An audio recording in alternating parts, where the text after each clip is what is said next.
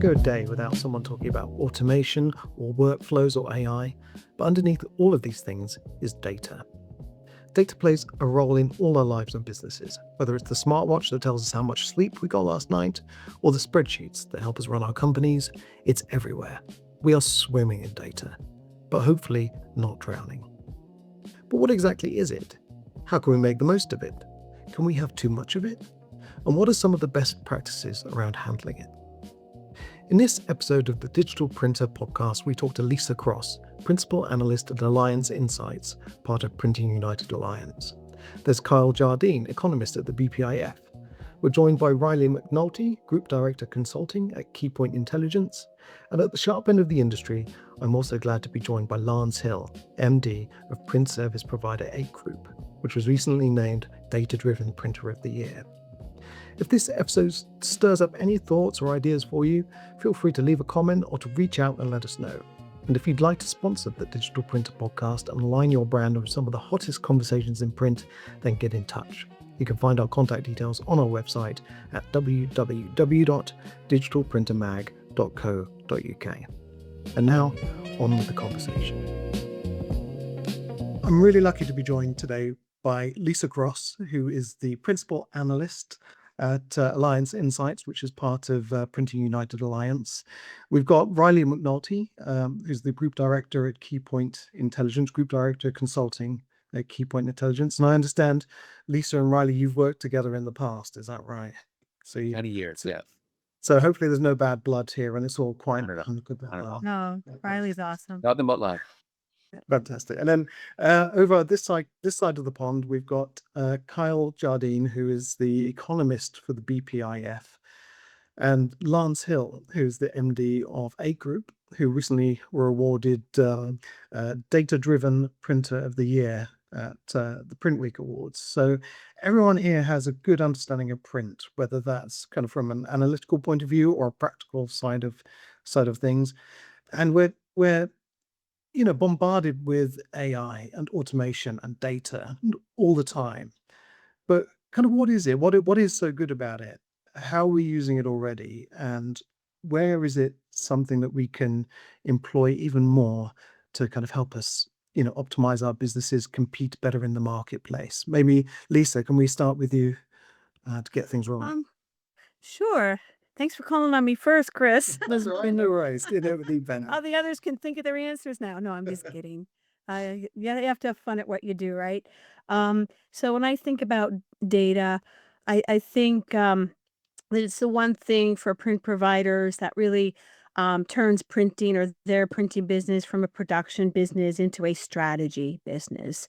That it helps a print provider move from reactive to proactive in decision making. I've been in the industry a long time. I actually did the math yesterday. And I know you're not going to believe this because I don't look it, but I've been in this industry for 39 years now. And print providers always relied on instincts and experience to run their business. And, that all still matters. But I think data lets them see patterns earlier, patterns in their business and patterns in the industry, where demand is shifting, where the opportunities are, and where the challenges are.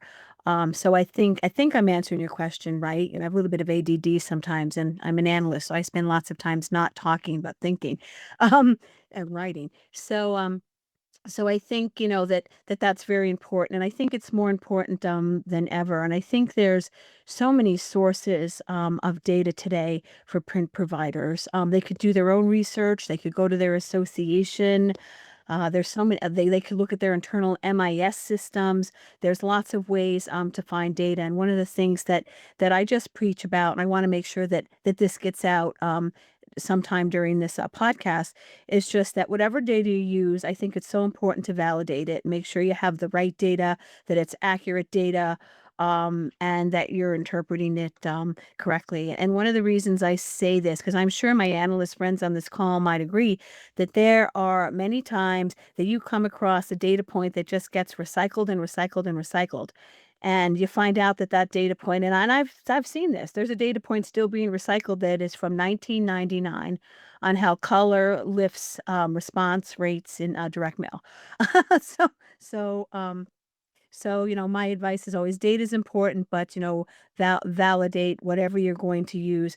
But it's very important to helping customers or print providers today move from being more of a production business to a strategic business.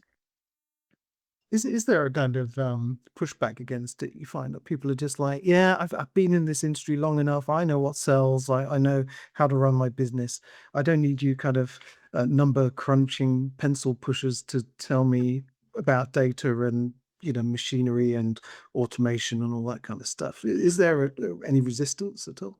Oh, there's always resistance. There's always, people who don't see the light. But sometimes I think it depends on what you're offering them because there's all different types of data. I know in our organization, since we're part of the Printing United Alliance, we have on staff economists and, we're tracking benchmarking data that, organizations might want to know because how do you know how well your organization is doing? How do you know if your sales is down? How do you know that it's just your company or is that part of a larger trend? So if you go to look at some of the data that we do on the association side, you get an idea as to how you compare.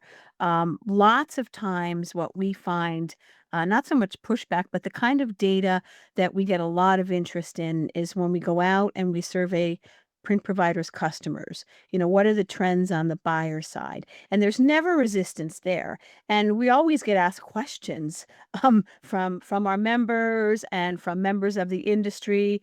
They want to know what's happening on the buyer side. What applications, where is demand growing? Where should we aim our arrow? Is that a market that we should get into? That type of stuff. So yeah, there's always going to be a little bit of resistance, but I think there's a lot of a lot of organizations that really do see the value of data, and it's up to us as analysts, I think, to make that data um, presentable, or I hate to use the word digestible, but I can't think of a better word for that. Like that it's in bites that people can understand. Oh, this is what that means, or how do I make it actionable? And how do I present it? And how do I write a report about it that somebody gets what I'm trying to say? And I think, for me as an analyst, that's probably one of the most challenging things is how do I take all this data that I've collected, interpreted, and present it in a meaningful fashion that somebody else can look at it and turn it into something actionable in their business. Because Lance, you are running quite a large, well, a pretty large print business. And I guess you're dealing with data from every direction. You've got how much energy you're using, the cost of your resources, how much logistics cost to even ship out the finished product to your customers. Your customers probably want data about your supply chain. How do you manage all of these numbers? And, what is kind of good data? What is too much data? How do you turn off kind of bad data? Where do you start?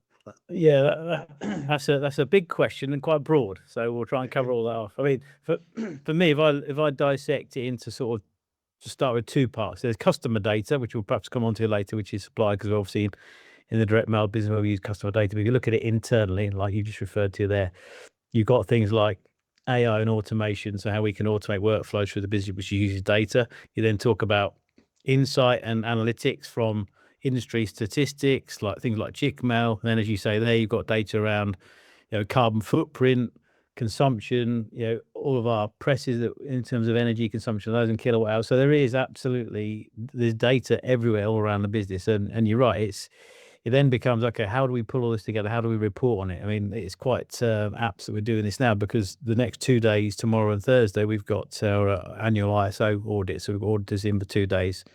And we are certified, or one of the 4 certifications we've got is for environmental, 14,001. And obviously that will be specifically around our environmental footprint, all our usage around packaging and waste, et cetera, inks, and how we manage everything. But then, of course, all of our ISO standards, quality, information security, and health and safety, it's all about data. So it goes back to your question there. There is so much of it. And it's not a one-person job anymore. We've pretty much got a team now, not a full-time job for everybody, but there's a team of probably 4 or 5 individuals who are constantly collecting data. Obviously, some of it's systemized, some of it's through our MIS, gathering all that information and basically pulling it together. So we've got a resource internally to actually report on that and say, okay, where are we? How can we measure month in, month out against improvements or any changes or even a negative effect on something? So it is capturing it all, and then it's then having the time to actually analyze and say, where are we moving? Are we going in the right direction? Do we need to make some changes? If we're looking at investing in infrastructure, in new equipment or something else, or even people, what do we need to do? What's the data telling us? So whilst you always need an element of common sense and oversight and experience, the data just kind of feeds into that to help you make informed decisions. And every business, particularly in our industry as well, has a much greater availability of data. We're capturing more and more of it almost week in, week out. And it can become a bit of a headache in terms of how we actually manage it all, as it were. And that's I'm not even touching the customer data side yet. I mean, that's a whole nother conversation, which I say hopefully we'll get onto as well, because that's important. But there's a lot of it out there, and I think probably goes back to what Lisa was saying a little bit, is that some of the insight we can use in the industry as well helps us put forward the case for mail in terms of direct mail, or the case for print, why it works well, because again, that's data driven. It's actually sharing with customers or prospective customers who may be digital by default. Actually, there's some really strong data and strong cases in the physical media channel, which you need to look at. It's not all about digital. So yeah, to answer your question, there's a huge pool of data which is only growing, and it's a big job to capture it all. Yeah, absolutely. And, obviously, data is useful for a business, but it's also, business does not exist in its own little bubble. It's kind of there in the world, in the market. And this is a kind of open question to everybody, really. It's how much, do we need to have a kind of data-driven picture of the world that we're operating in as a business? And how much can we fall back on kind of experience? And, do we need to kind of say experience counts for nothing anymore? Look at the numbers, or is there still room for that kind of human element of operating in the world? I think data elevates the experience, right? So we live in a world that's very competitive by nature. As printing industry is a competitive market, it does face some pressures, and then you have geopolitical instability that impacts supply chains, it impacts profit margins, etc.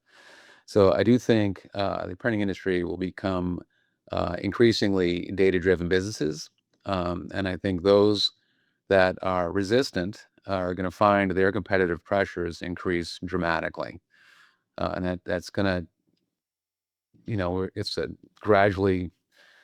Well, it depends on the market you're in, but it is a market that does face consolidation, and those that are able to harness data across their business and also be able to validate their value proposition to end customers by looking at the effectiveness of print are going to be the ones that are going to survive. I think printing companies will be more focused on being data driven than production driven. I mean, production will always be at the heart and soul of it, but you'll need the competitive pressures themselves will force companies to really look at what are their data strategies, right? And then and it's one thing to have a data strategy and how you collect data and manage it, but then you have to integrate that data. So you need to have data engineering layered on top of that. And then, then you have to find a way of how you're going to analyze that now orchestrated data that affects different parts of your business, whether it be quoting, whether it be production workflow, whether it be procurement, or whether it be fulfillment and logistics. And then all of that, those who reach that level, then can really apply that, and build out, that's the foundation for creating an intelligent production printing ecosystem that's able to compete much more aggressively in a market that's only going to face increasing pressures on margins, or, the political instability in the world isn't going to go away, right? So all of that affects profit margins, and it puts pressures on any type of business. And so the printing industry, like every other industry in the world, is going to have to be more data driven. Yeah, absolutely. Well, is there something unique about print in particular and its relationship to data, or are all of these things that we're talking about now universal truths, particularly across manufacturing, that we're moving into much more of a kind of systemized, data-driven environment in a data-driven world, where it's no longer about print, it's just about knowing the most efficient way to create your product, ship your product, market it, get it out there to the client. Is that is it universal, or are we, looking at something I think specific? there's a universal element to it, but the unique aspect of print is the variability in the products that you're manufacturing. It's so diverse. So I think that actually accentuates the need to apply data effectively and have a clear data strategy that enables a smart system that starts to, in the end, with AI, the systems over time will start to learn from itself, right? So it'll be teaching itself to how to be more efficient in terms that could be, supply chain management, it could be efficiency in workflows, et cetera. So I think that diversity inside everything that's being manufactured does put the printing industry in a somewhat, different light. I wouldn't say it's completely unique, because I just think we're in a world that it's, think of your own personal behaviors and how you interact with, um, Claude or ChatGPT or Gemini 3, just in your own day-to-day, just how prevalent it is. And that's happening across all different types of businesses. So it's going to affect everything. But I do think the variability in the way the printing industry what it has to produce does accentuate the need to be able to find ways to use data efficiently, particularly in a market that faces, competitive pressures from the digital world. Yeah, sorry, Chris, can I just add in there, on the back of really what everyone has been saying so far? I mean, we know that the industry that we work in is a dynamic, fast-paced industry. And because of that, it just increases the importance that the decisions that you make are backed by data. So you need to have that data there, but it's not just about having the data, it's about getting the intelligence that you need from that data, and also the ability for people there in the business to make decisions on it. Okay, so you can have all the data that you want, but you have to actually get the intelligence out of it and make decisions on the back of it. And that's why the importance of the people in the industry as well as having the data there too. Yeah, and I'd like to add something if that's okay. I mean, Of course. just to quote Peter Drucker, you can't manage what you don't measure. So it's so important for data. But just in terms of I think all industries, this is more important than ever. And I think the importance in the printing industry, the way I view it, is it's important for all manufacturing industries, but for us, it's important to turn to our associations and analysts in the industry, because we understand the nuances of the industry and print providers themselves. So, what matters to our industry doesn't necessarily, the nuances are different in another industry, but I think it's important to all industries. But I also think that we have so much more data today than we've ever had, right? So that's why people are using it more. We didn't have access to the things that we have now. There were a time where people couldn't, measure what was happening in their production process with the degree of accuracy that's enabled today with MIS systems. That just wasn't available. And all of the other data, I mean, or data was collected, but nobody knew how to put it in the the right places or how to apply it appropriately. So today we have so much more of it, and just the importance of just interpreting and using the right data. And like I said, I think earlier, there's all kinds, and I think all of it is important, and it's so important. And maybe Lance might have a different opinion, but I think if you're a print provider and you're looking at your internal data, what does it mean? Like, how do I compare to my peers in the industry? But Yeah, I think, as we say, we all agree there's a huge amount of data there. It does drive what we do, but you then need a sprinkling of common sense over the top. And that's where the experience comes in, because we shouldn't let data make the decisions for us. Oh, That's never. really, really important. It should feed into it. It's helping us make informed decisions about what we do going forward. And again, going back to the earlier point about manufacturing, yes, we're a manufacturing industry amongst loads of others, and in other vertical markets as well, where they're using data in the same way or similar ways, but it's about creating more information to make informed decisions, and that's where the experience comes in. It's reading it, it's deciphering that data. What's it telling me? And again, looking at markets, looking at internal operations, all these different factors. But you've got to be able to read it, and then it's a case of, okay, let's wean out the less important data, or that's not really telling the story, and stick with what actually is going to make a difference to us going forward. Otherwise, we'll just get lost in it. There's just too much of it. So we have to be a little bit careful about how we manipulate it as well. Do you think, I have a subscription to ChatGPT. It costs me $20 a month. Lance, you've got 4 or 5 people full-time working on data from various different aspects. Is there an opportunity here for the smaller players, the one-man bands or the kind of very small print shops, who may not have been able to manage all of this data that was available to them, now that we've got these kind of super cheap but very powerful tools, to suddenly become much more competitive? Is there a democratizing effect that data and its accessibility is having on the industry? I think there is, and I mean, our business, we're still technically an SME, but we've got quite a lot of structure in place. But yeah, I often think about some of the very small micro businesses, almost where you got 2 or 3 people, and thinking, on my days, how on earth do they manage all this stuff? And I think there are absolutely tools there. I use ChatGPT, and like you, I've got the subscription. I use it for business. I use it for personal. I was using it the weekend for something I was doing at home, and it's a game changer. It's the time it saves, and I think that's where the technology does help, particularly time poor, resource poor businesses. And let's face it, everybody is time poor. It doesn't matter what size business you work in, everybody is time poor.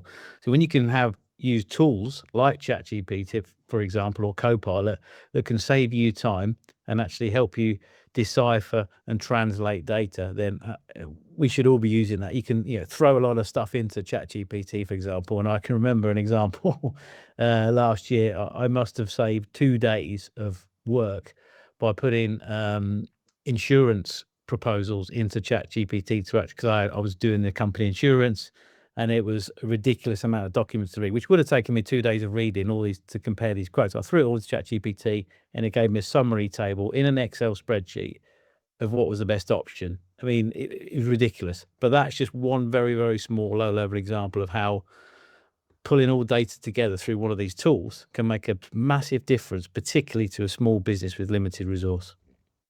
Yeah. Is there a danger that, we have all of this data, everyone's got access to this data, we have all of these tools. Is there a danger that we kind of outsource all of our thinking to, the analysts and the data providers, and we lose the sense of what kind of makes us unique in terms of the, service providers and the creators, the craftspeople, that kind of thing?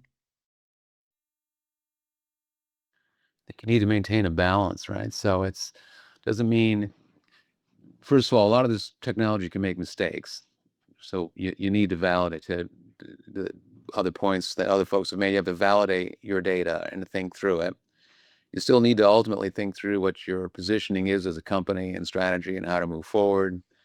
And there's still let's hope will remain some form of a human relationship in the business as well too. So I do think we won't reach a point where the human beings are completely disintermediated from the process.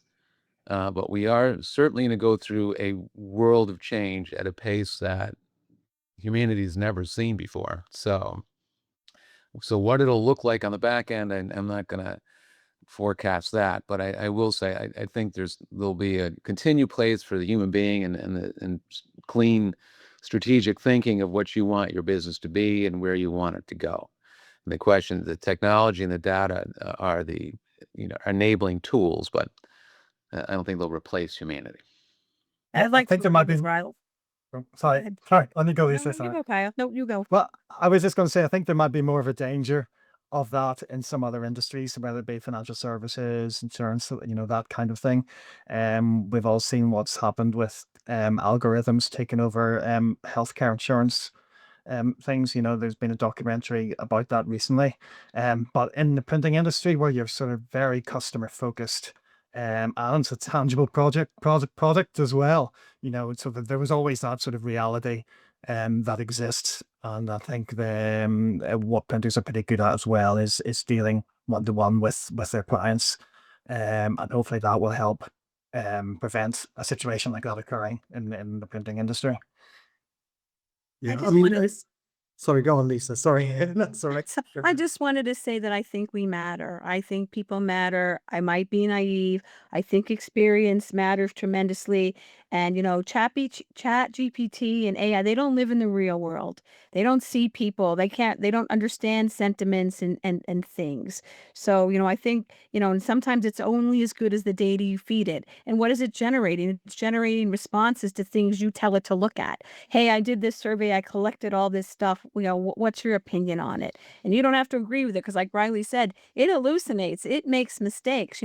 I've had really wonky things come back where I've asked it, I do a lot of interviewing and sometimes it's a time saver and you'll get this great quote back and you'll say, well, where did this come from? And they'll say, oh, we made a mistake. It didn't happen. And, so pretty funny. But I think there's always a place for creativity and that's going to come from people, not just from a computer. That's my hope anyway, even though I, can't see the future. That's what I want it to be. Absolutely. I think as well, the research needs to exist in the first place to even get into the AI stratosphere or whatever. I remember once I used it, I put in a query and literally it just threw my own research back at me, that it had found elsewhere on the internet and things, So obviously, unless I'm creating that research initially, it doesn't exist and AI can't just necessarily make it all up. Absolutely. Kyle, you have a good understanding of the kind of the market. So you're an economist. You see the kind of world that print operates in. Are you seeing any trends in the way people are using data, or has anything kind of suggested to you that people are becoming much more savvy in their day-to-day kind of business operations about this kind of stuff? Yeah, I mean, yes and no.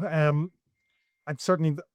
I was looking just before this at our website just to see what's getting the most hits in terms of the data that we are making available to companies. And the things that are most important are our quarterly state of trade survey, paper, board, pulp prices, and wage benchmarking information. So that's for companies that maybe have a specific reason they're using it. So they want to make sure they're not overpaying for paper. They want to make sure their staff are getting paid appropriately, and that they're prepared for a round of wage reviews. But also they claim to know what else is going on in the industry, what is affecting other companies. So it's that kind of information that is very popular.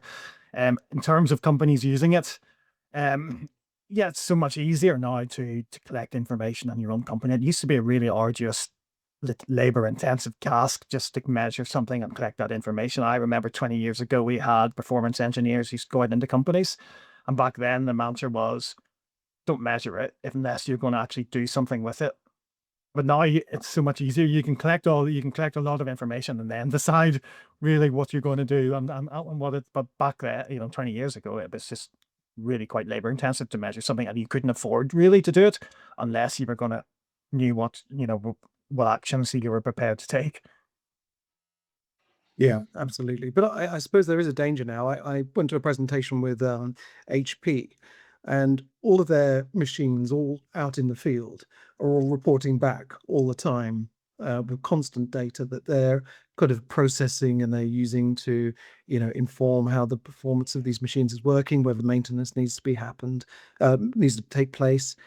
Is there a chance that we can get lost in all of this? And actually, it starts to become detrimental to our business because we're trying to almost over optimize and, think ahead too much, second guess ourselves, maybe. I think part of that is who's controlling the data, who's using it, and what decisions are they making on the back of it.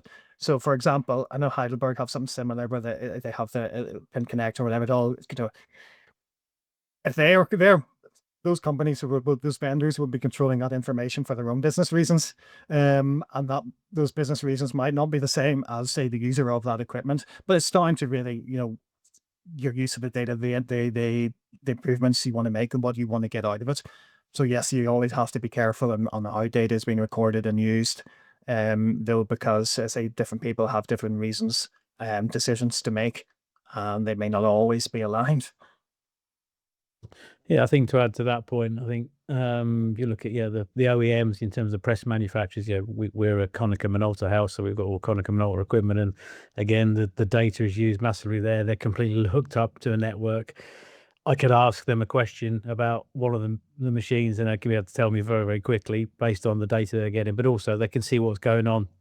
Some of it is predictive maintenance, so you can see at a certain time, well, this thing needs to happen or that thing needs to happen. And we can also use AI and remote servicing now as well. So rather than having an engineer come out, which is common with digital presses anyway, we can now actually use data and AI to actually do some of that maintenance ourselves on site, which is far quicker than waiting 2 hours for an engineer to come out who might be on another site an hour away, for example, on another job. So again, that is because they are picking that data back from the machine, and all the OEMs will be the same. Your HPs and Canons, etc. It'll all be the same. They're all using that same technology. So that's where data has a real world benefit in our world in manufacturing. Because initially I was going, oh yeah, these guys can put these AI goggles on, Google Lens or whatever, and look at the machine. But they're genuinely doing that. I've seen it work because our operators have been trained up to a certain level, and they can do some of this stuff themselves. And as a print business, it's all about getting uptime. It's all about getting that press back up and running as quickly as possible. That means one of our guys can do a job in 20 minutes rather than waiting for 2 hours. Happy days. That's great. That is a massive benefit, and that is because the data is there and it's being fed backwards and forwards. So that's a good use of it in our industry, definitely. I mean, it sounds very kind of Minority Report, Google Lens and gloves and all that kind of stuff. For any company wanting to, maybe a smaller company wanting to kind of really start using their data, are there kind of typical stumbling blocks where they kind of get caught up in it or tangled up that slow them down? That's a good question. I think where you might get stumbling blocks is if you've got perhaps individuals or I don't know, maybe a department that is a bit scared of it. So kind of cultural thing. So, and then I think, and then that's a training thing. So that's then down to saying, look, this is where we are today. This is where we can get to tomorrow by using this data, and it's taking those individuals or departments on a journey. And then all of a sudden, the switch is flicked and they're on board. It's kind of a no-brainer. We know it. We're talking about. I think we're all very sort of data savvy in our industry, but not everybody is like that. So some people, need to be shown that journey or have that information shared with them to say, look, this is a case study of where it can really benefit your business in real world scenarios, both internally and externally. So I think it's getting people up to speed with it and not being frightened of it ultimately, because I think some people generally are scared of it. Has there been a kind of natural evolution of people understanding it, or are we still dealing with a workforce that is not au fait with the power of data and automation and AI and that sort of thing? I think it's a continuum, right? So when we survey printing companies, so my colleague Mark Boyd, he kind of tracks this, and so I pinged him right before this call, and we're kind of at a state of like just over 40% feeling, of kind of automation readiness, which means there's a chunk that are laggards, and there's the chunk, a group that's the real leaders in how to use data to inform their business and inform strategy. And then you have people in the middle. So I think it's not one big group. It's it's like a bell curve, right? The classic bell curve still holds true, and but I think the median, with the mean, if you will, is there's still a lot of work to be done for a lot of businesses, right? And then there's a group of businesses like Lance's that are leading the pack, but there's many more that have to, they're making ongoing strides and ongoing investments, and then there's a chunk of laggards that and maybe that's the wrong term, but just maybe more on the smaller size that are earlier stage of their journey of how to take advantage of data to inform business decisions. Yeah.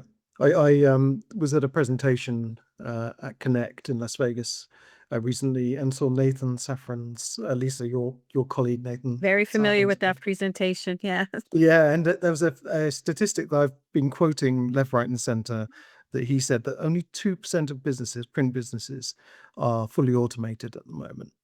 And are we going to get to the point where automation, intelligent data handling is going to now become a kind of requirement, a sort of cost of entry, if you like, into the industry? And anyone who doesn't do that is just going to be left behind completely. I would think you would want to be as automated as you can. And we're revisiting that data point right now in a survey that I'm just about to close out today. It's something we continue to track about level of automation across various segments of the printing industry. And yeah, it's always everybody's in the middle. It's some automation, but a small percentage is fully automated. But I would think that in today's world, how competitive it is, that margin for error is shrinking, and you'd want to be as automated as possible to reduce any mistakes, any rework, use all of the materials in your operation, most efficiently, as costs. We see in our economic research that costs continue to increase. So anything you can do with automation and labor shortages. I mean, that's every survey I've had in the last 3 years is pointing to just how hard it is to find workers, and automation is a way to help that problem. We're not saying that you automate people out of the process, you still need people, but automation helps to reduce the number of people that you need. So in my opinion, I think it's going to be more important, and the costs of doing business, and those who do automate more certainly are at a competitive advantage. Certainly in the UK, more and more companies are being encouraged, I guess, to look at automation more because of the cost of employment has gone up so much, because it can be difficult to finding skilled employees in certain areas. Therefore, it becomes more attractive. A number of years ago, it was started with, say, somebody getting a cleaning robot just to go around the production floor. But now, I've been doing some research on it recently, and yeah, companies are looking for automation robots in the production floor to move media around the press room to help clean up the sort of finishing areas as well. It's coming into wider and wider areas. And actually reminds me of a soundbite I heard as well. That the future is already here. It's just unevenly distributed. So that the technology exists. It's not always getting used. And it'll take time for it to get into more and more places.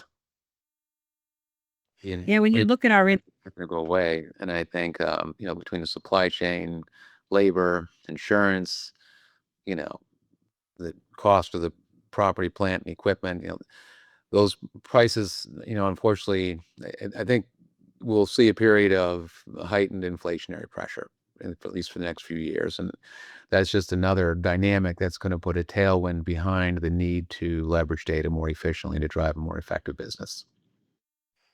I just wanted to add one thing onto what Kyle just said, if that's okay, just about automation in our industry. But something he said made me think of, just how long it's taken our industry to get where we are today.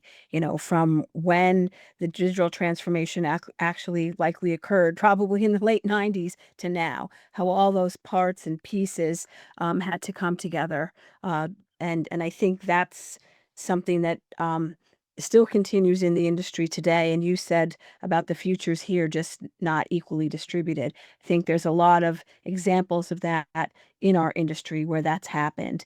And maybe 20 years from now, if we're watching this podcast, we'll see just how far we've come in terms of automation and possibilities, and how those little nits and things that get in the way of full automation have been removed.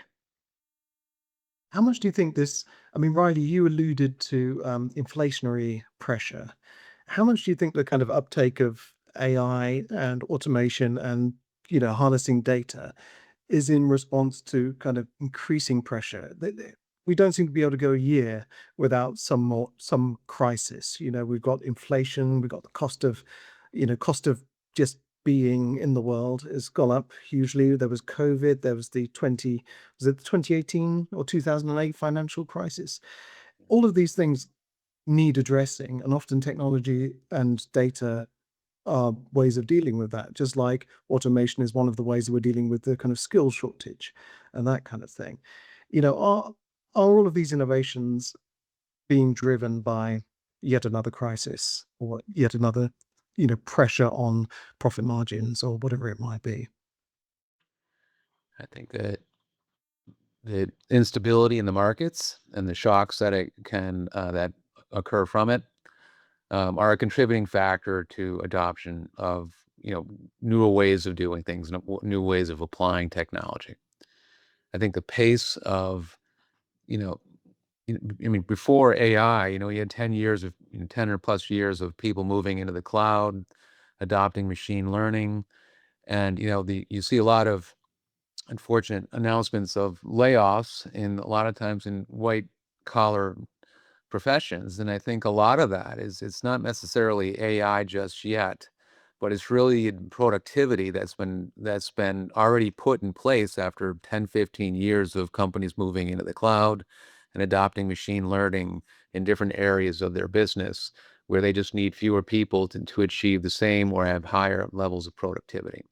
So I just kind of think that I see that ongoing technology development, just the human creativity and finding ways to apply it.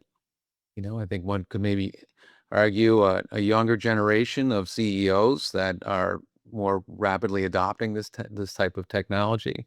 And you lay on top of that shocks to the system, whether it's 2008 financial crisis, COVID, the war in Ukraine, and then, the instability that exists, unfortunately, in the world today, right? So I think that's just another element that adds to ways to drive to make a business be more efficient and more productive. And so there's a lot of things that are part of it. Technology development is one of it. But I do think the pace of technology right now is moving so quickly that I think that's going to cause a shakeout in the market. Not just in our industry, but in many industries, where it's because the pace of change at this point is bewildering.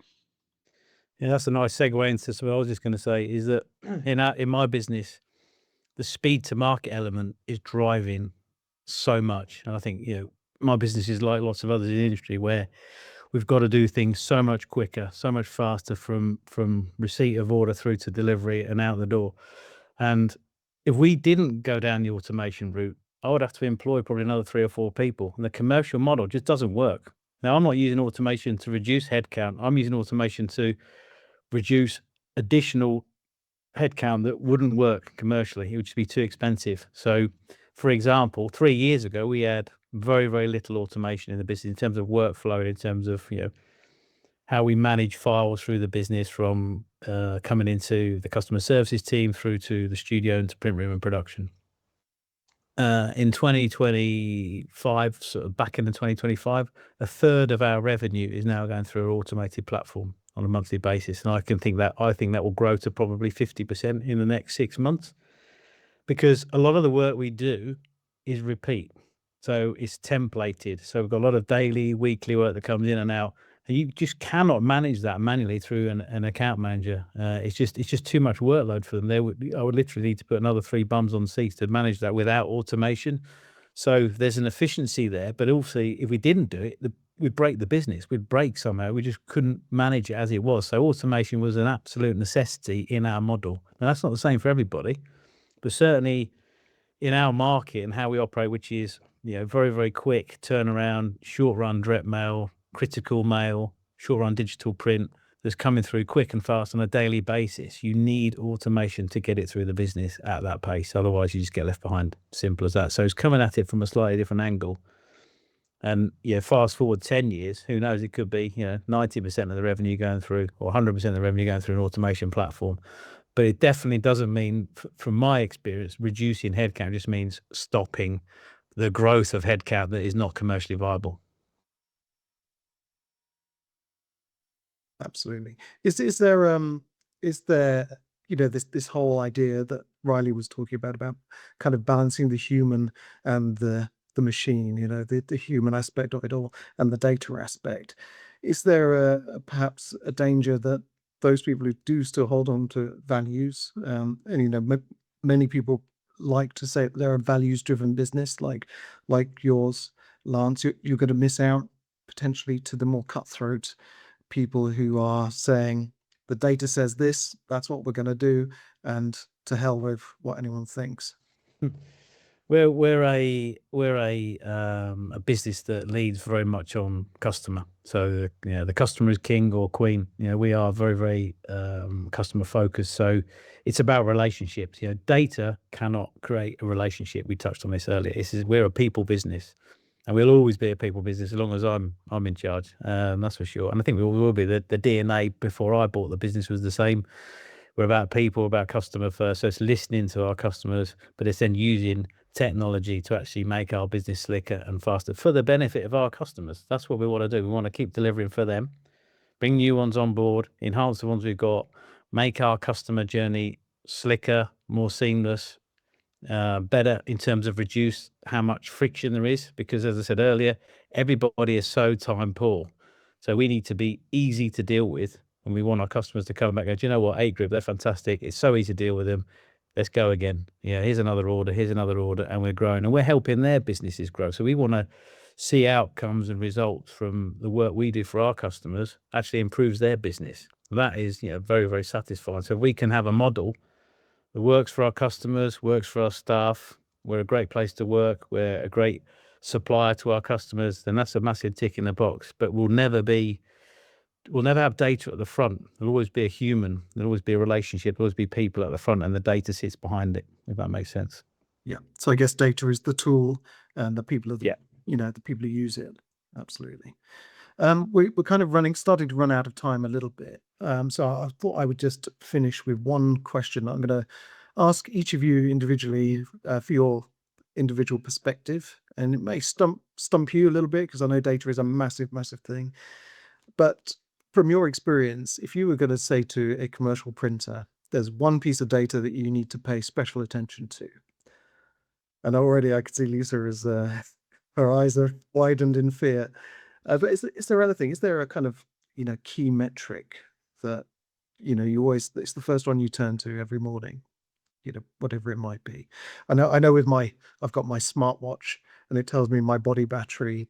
And that's the one thing I look at most every day because it tells me how much rest I need and how much sleep I need to get. But yeah, is there anything similar in the world of print? Where's the value? I'd say, you need to know every time, where's the value? Where are you creating value for your clients or whatever in your business? If you can keep a focus on that, then hopefully you can't go too wrong.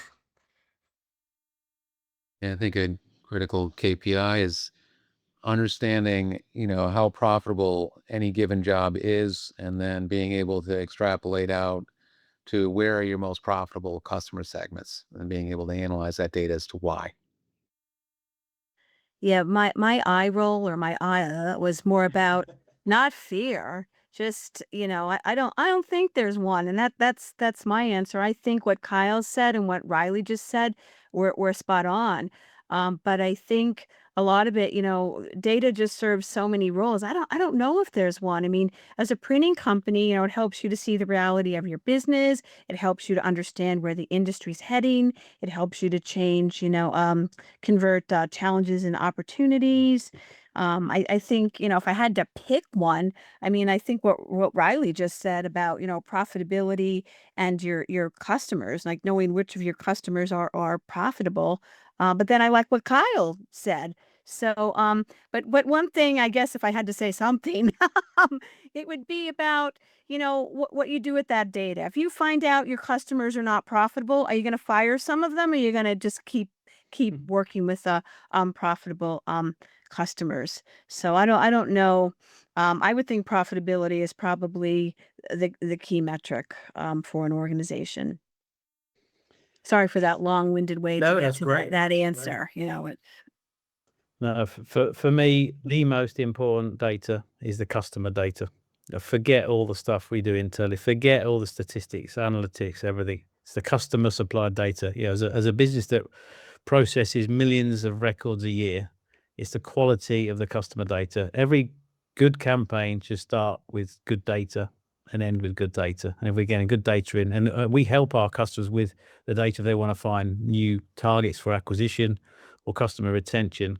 And the quality of the data in the market, in anything, whether it's digital, print, TV, radio, any media channel, is phenomenal in terms of how much information our customers, and we're a B2B business, how much quality of information they have on their customers is incredible nowadays. So much slicker. So for me, that is the most important data. The rest of it can go to the back. It's about the customer data.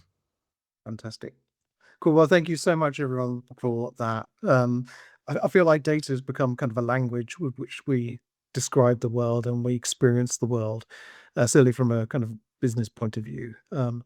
But thank you for bringing your insight and your expertise and your knowledge. And I'm hoping that anyone who's listening to this who isn't making the most of their data will go ahead and do so now and will be inspired by your collective wisdom, if you like. So thank you so much. Really appreciate your time.